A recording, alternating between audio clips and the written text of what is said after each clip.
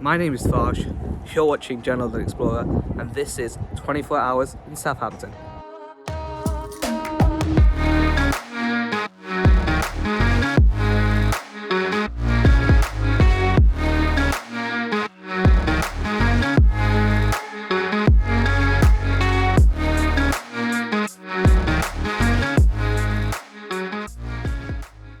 So Southampton, if you didn't know, is one of the biggest cities within the UK.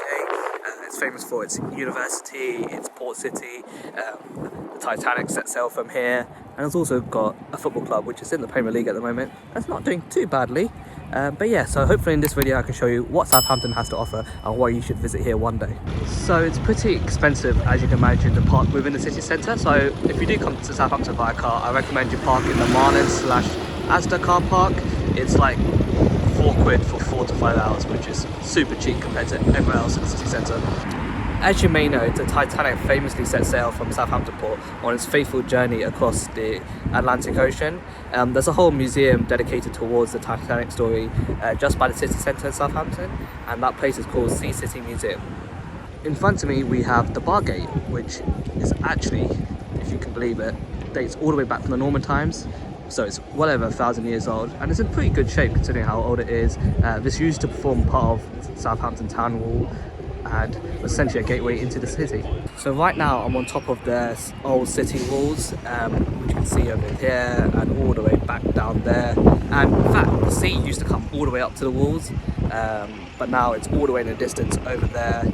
So it gives you a good idea of how sort of the sea's retreated and the land has been reclaimed. In fact, I'm quite surprised how good condition the walls are in. I mean, in London, the Roman walls, there's barely any left, and the ones that are left are in that great condition.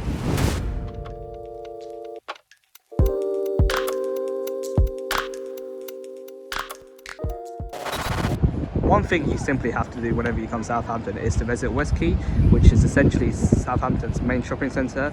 There's so much shops here, so many places to eat. There's even a bowling alley, cinema. It's essentially Southampton's version of Westfield, if you know what that is. And that's where I'm about to head for lunch.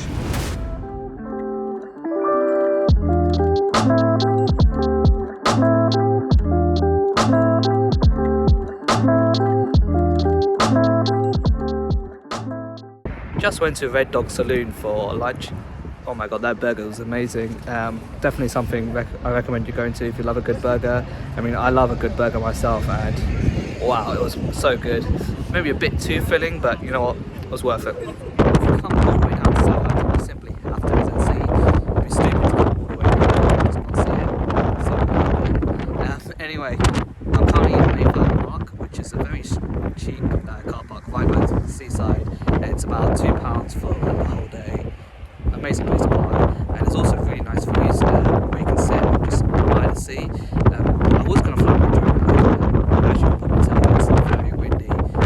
It's currently February, so it's not exactly the best conditions to fly a drone, so play it safe and keep it inside. Instead, I'll show you the great views of the sea. So I don't know if you guys can see the ferry all the way in the distance over there, but that's the ferry you need to take to go to Isle of Wight.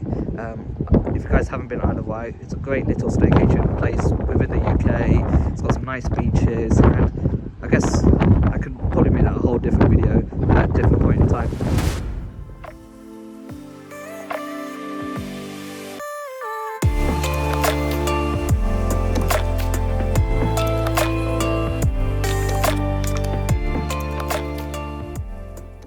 In front of me, just a short 5-minute walk away from Mayflower Park, we have the most historic and oldest, well, one of the most oldest buildings within Southampton, and that is the Tudor House and Gardens.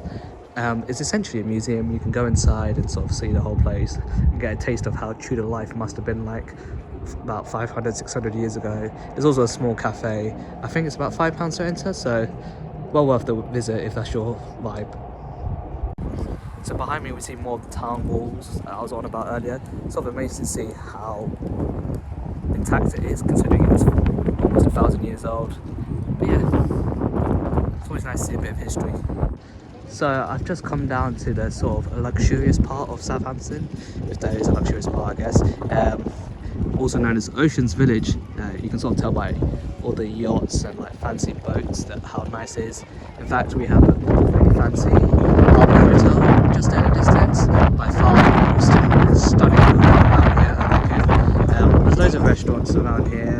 yeah, it's just a nice place to sort of chill and just go for a nice walk, especially when the weather's so nice as it is today, even though it is quite windy. Normally it isn't that windy around here, so I can assure you it'll be hopefully much better whenever you decide to visit. But yeah, definitely something you should consider adding to your itinerary when you're in Southampton.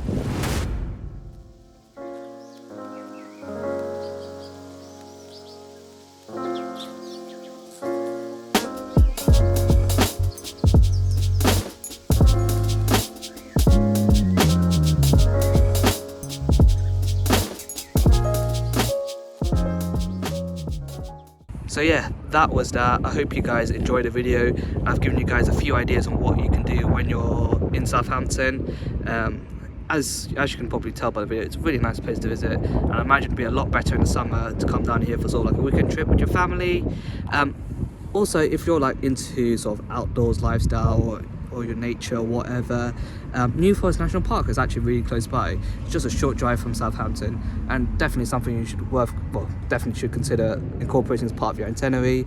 I've already made a video on it, so if you haven't already seen it, make sure you can see it by clicking there. And yeah, that was the video. I hope you guys enjoyed it. Make sure you like and subscribe as always, and as always, I'll see you guys in the next one.